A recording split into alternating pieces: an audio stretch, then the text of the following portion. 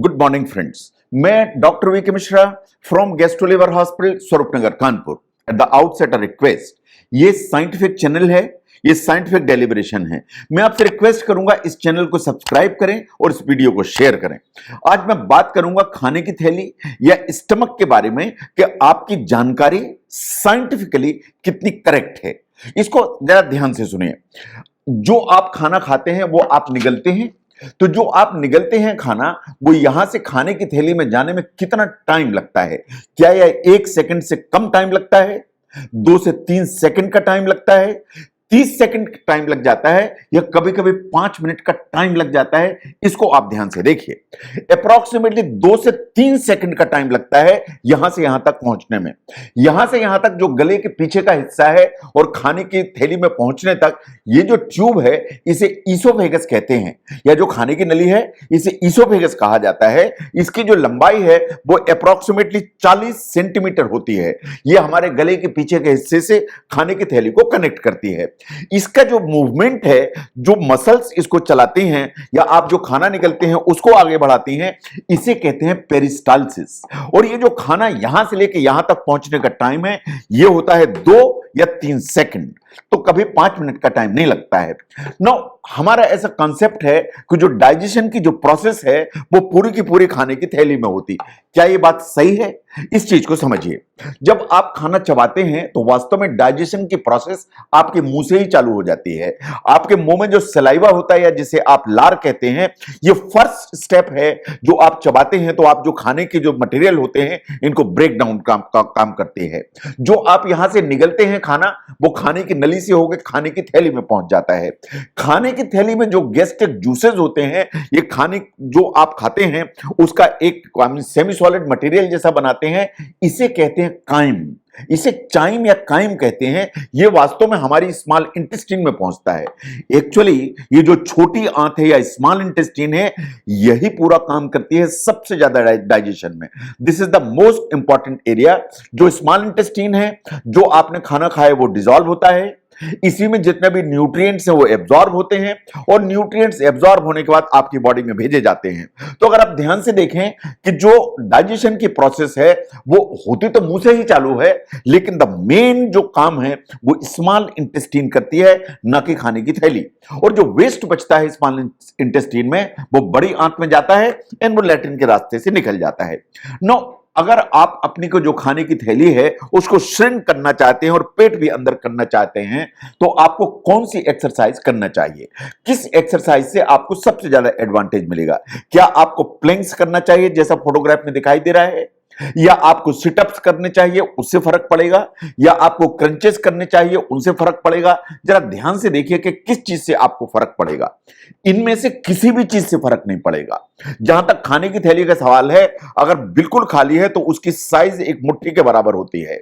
Actually जो आपका पेट बड़ा हुआ होता है वो होता इसलिए है कि आपके पेट के अंदर जो फैट है, जिसे विसरल फैट कहते हैं, उसकी मात्रा बहुत ज्यादा होती है। इसके अलावा जो मांसपेशियां हैं, इनके सामने भी फैट जमा होता है। इन दोनों के चलते आपका जो पेट है वो इतना बड़ा होता है। चाहे आप प्लैंक्स करें, चाहे आप सिटअप्स करें, चाहे आप क्रंचेस करें, इनसे जो यहां की मांसपेशियां हैं वो तो थोड़ी सी टोन हो सकती हैं, लेकिन अंदर का फैट इनसे डिसॉल्व नहीं हो सकता है। इसलिए आप कुछ भी प्लैंक, सिटअप्स, क्रंचेस करें, इनसे आपको कोई भी विजिबल जो रिजल्ट्स हैं वो नहीं मिलेंगे।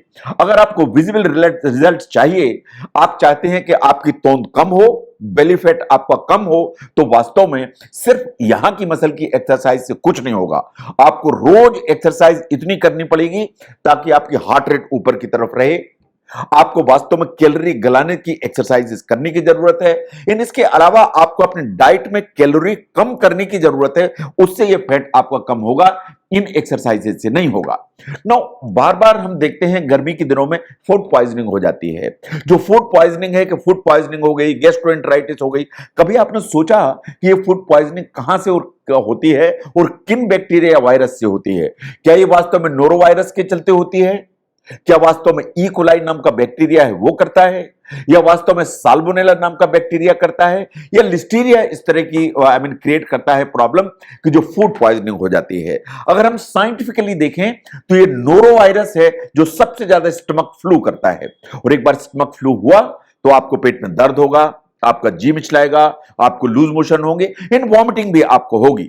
ये इस तरह के जो वायरस है, जो फ्रूट्स होते हैं, वेजिटेबल्स होते हैं, जो हमारे मार्केट में खुले में चीजें बिकती हैं, इनमें सबसे ज्यादा कंटामिनेशन होता है नोरो वायरस के चलते। लेकिन ये बात बिल्कुल सही है कि इंडिया जैसे डेवलपिंग कंट्री में या most of the tropical countries में जो इकोलाई बैक्टीरिया है, सैल्मोनेला बैक्टीरिया है या लिस्टीरिया है, ये भी फूड पॉइजनिंग के कॉमन रीजंस हैं। बट जहां तक वायरल गैस्ट्रोएंटेराइटिस का सवाल है, the most common reason is the norovirus.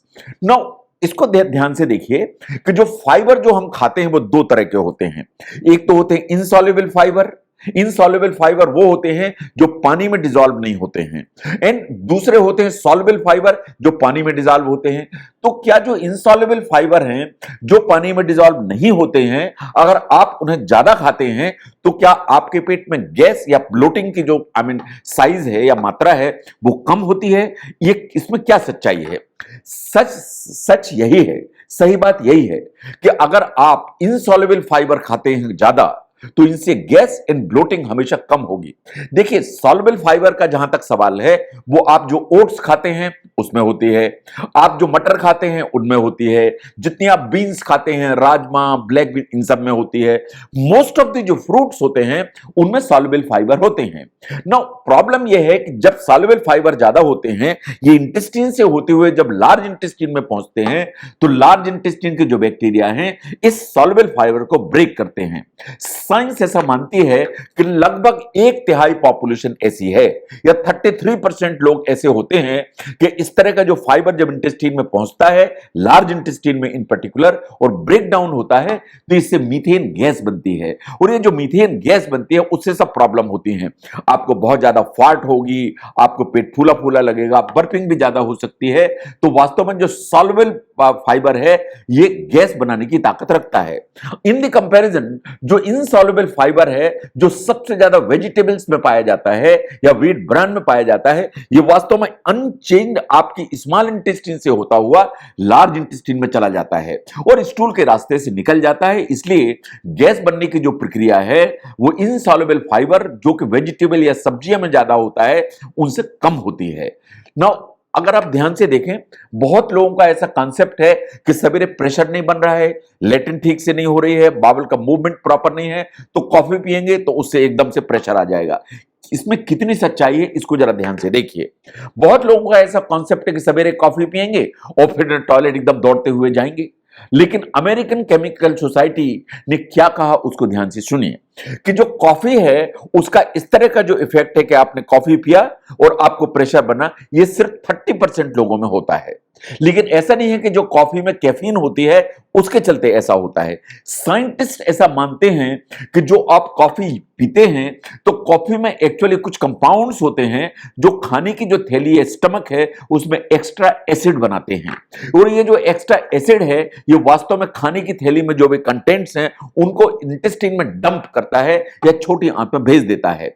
यह भी बात सही है कि कॉफी में कुछ और इस तरह के कंपाउंड होते हैं जो डाइजेस्टिव हार्मोन्स को बढ़ाते हैं और इसके चलते इंटेस्टाइन की स्पीड बढ़ती है और वेस्ट जो मटेरियल है वो स्पीड से आगे बढ़ता है। तो ये बात बिल्कुल सही है कि जो कॉफी है वो आपकी इंटेस्टाइन की स्पीड को बढ़ाती है, इससे एक प्रेशर का सिस्टम बेटर काम करता है।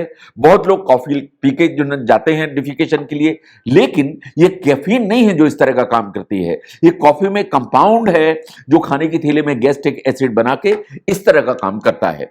तो जहां तक खाने की थैली का सवाल है, खाने की थैली या स्टमक के बारे में हमारे बहुत सारे कंसेप्ट ऐसे होते हैं जो सही नहीं है। यहां से यहां तक कितना टाइम लगता है? सिर्फ 2 से 3 सेकंड का टाइम लगता है। क्या खाने की थैली में ही खाना सबसे ज्यादा पचता है? ये गलत है। स्मॉल इंटेस्टाइन में सबसे ज्यादा खाना पचता है। क्या सबसे ज्यादा गैस सब्जियां खाने से बनती है? ये गलत है। सबसे ज्यादा पेट में जो गैस बनती है वो फ्रूट्स प्लस जो हम होल ग्रेन्स खाते हैं उनसे जो है ना बनती है, ओट से बनती है। ये सबसे ज्यादा, या आप जो राजमा खाते हैं, मटर खाते हैं, ये सबसे ज्यादा गैस बनाते हैं। इन जो मॉर्निंग कॉफी आप पीते हैं ताकि प्रेशर बेहतर काम करे, ये सिर्फ 1/3 लोगों में काम करता है, हर एक आदमी के लिए सही नहीं है। तो स्टमक के बारे में आपकी जो जानकारी है आप उसको कसौटी पर देखें कि वो कितनी सही है। अगर ये समझने में ये वीडियो हेल्प करता है जरूर उसको शेयर करें। मैं डॉक्टर वी के Mishra from Guest to Liver Hospital, Swaroopnagar, Kanpur. Thank you very much.